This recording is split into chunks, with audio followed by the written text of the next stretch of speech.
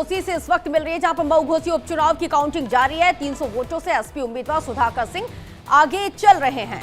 तो आपको बताते चले कि बीजेपी के दारा सिंह ने यहाँ पर अभी फिलहाल पीछे चल रहे हैं। बीजेपी के दारा सिंह तो इस वक्त ये बड़ी खबर आ रही है, 300 वोटों से एसपी उम्मीदवार आगे है और बीजेपी के दारा सिंह फिलहाल पीछे चल रहे हैं। और ऐसे में आने वाले समय में तस्वीरें जरूर बदल सकती है। और आपको बताते चले कि स्ट्रांग रूम के बाहर कड़े इंतजाम किए गए, सुरक्षा चाक चौबंद की गई है। तो आज नतीजे घोषित होने वाले हैं घोसी उपचुनाव के, और ऐसे में सभी की नजरें टिकी हुई है, क्योंकि 2024 से पहले इसे सेमीफाइनल के तौर पर देखा जा रहा है। और दूसरी तरफ बीजेपी और समाजवादी पार्टी में साख की लड़ाई भी है। तो घोसी उपचुनाव के रुझानों में बड़ा उलटफेर होने की उम्मीद जाहिर की गई है। तो शार ज्यादा जानकारी के साथ इस वक्त हमारे साथ लाइव जुड़ गए हैं, जिनसे जानते हैं कि क्या अभी मौजूदा स्थिति है। तो शार, 300 वोटों से एसपी उम्मीदवार सुधाकर सिंह आगे चल रहे हैं। इससे पहले जब हमने देखा था कि बैलेट पेपरों की काउंटिंग हो रही थी, उस वक्त बीजेपी उम्मीदवार आगे चल रहे थे, यानी कि यहाँ पे 300 वोटों का उलटफेर हुआ है फिलहाल। बिल्कुल, देखिए काफ़ी नेट टू नेट फाइट चल रही है। अगर बात करें तो सबसे पहले बैलेट पेपर से जब काउंटिंग हुई तो उस समय दारा सिंह चौहान यानी कि जो बीजेपी के उम्मीदवार थे वो आगे चल रहे थे।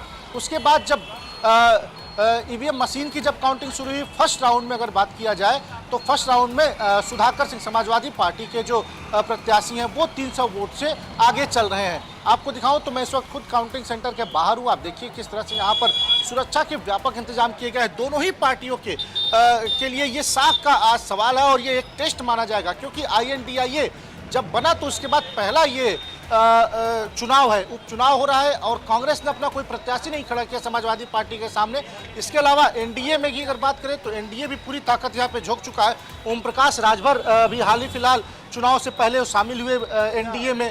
तो दोनों तरफ से दोनों लोग के लिए एक नाक का सवाल ये आज का चुनाव बना हुआ है और इसीलिए प्रशासन भी काफ़ी यहाँ पर सख्त है। किसी को अंदर जाने की परमिशन नहीं है। त्रिस्तरीय सुरक्षा व्यवस्था बनाई गई। आप तस्वीरों में देखिए तो सबसे पहले जिले पुलिस के लोग हैं, इसके बाद पैरामिलिट्री। बिल्कुल तुषार, और ऐसे में स्ट्रांग रूम के बाहर कड़े इंतजाम जरूर किए गए तुषार, लेकिन आप ग्राउंड जीरो पर है, लोगों के नब्जों को आपने टटोला है। क्या लगता है किस तरीके से तस्वीरों में बदलाव देखने को मिल सकता है? कब तक तस्वीरें स्पष्ट हो सकती है? देखिए, अगर बात करें तो 2 बजे के आसपास तस्वीरें स्पष्ट हो जाएगी, कौन जीतेगा कौन हारेगा। लेकिन जहां तक मेरा अनुमान है, मैंने जो लोगों से यहाँ बात किया तो बहुत नेट टू नेट फाइट है, बहुत कम मार्जिन में। जो भी प्रत्याशी जीतेगा वो बहुत ही कम मार्जिन से ही जीतेगा।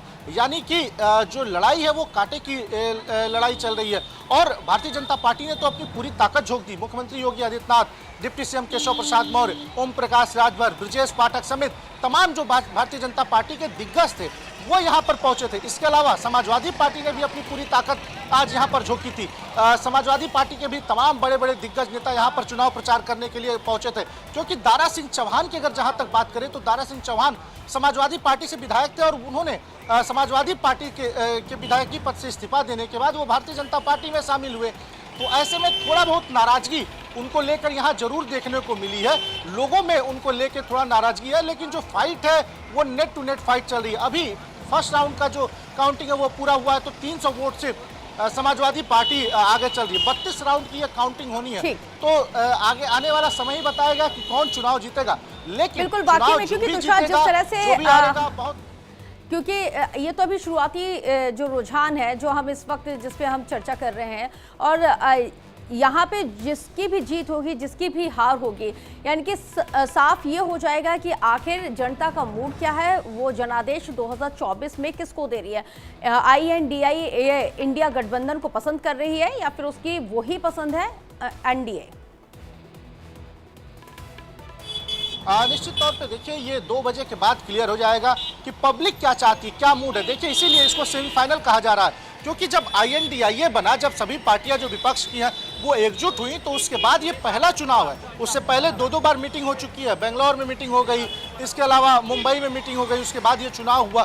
तो दूसरी तरफ अगर बात करें तो NDA की भी ये साख का सवाल है। और सबसे बड़ी बात बताऊं तो ओम प्रकाश राजभर जो कि खुद समाजवादी पार्टी से छोड़कर आए और अब भारतीय जनता पार्टी में शामिल हुए, तो उनके लिए भी एक बड़ा नाक का सवाल है, क्योंकि यहाँ पर राजभर वोट काफ़ी संख्या में है। तो ऐसे में कुछ ही देर बाद ये क्लियर हो पाएगा कि किसकी साख बस्ती और किसकी नाक तुषार, यहाँ पर कटती है। आपने बिल्कुल क्योंकि सही कहा देखिए, कि 2024 से सेमीफाइनल- पहले ये सेमीफाइनल के तौर पर जरूर इसे तुषार देखा जा रहा है, लेकिन 6 साल में ये चौथी बार चुनाव हो रहा है। लोगों में वो नाराजगी भी देखने को मिली, लेकिन इस बार के चुनाव में, इस उपचुनाव में वो कौन से तमाम मुद्दे रहे जो काफी छाए रहे?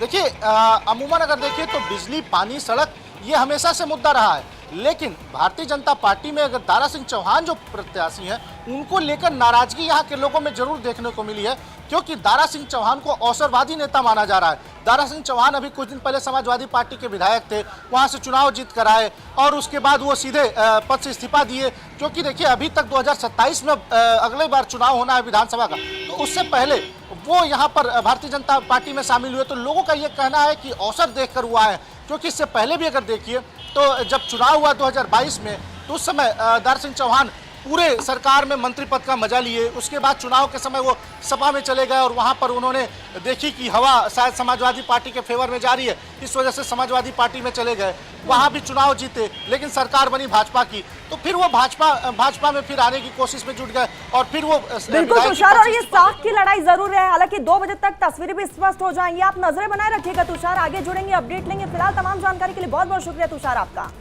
तो चलिए इसी बीच आगे बढ़ेंगे और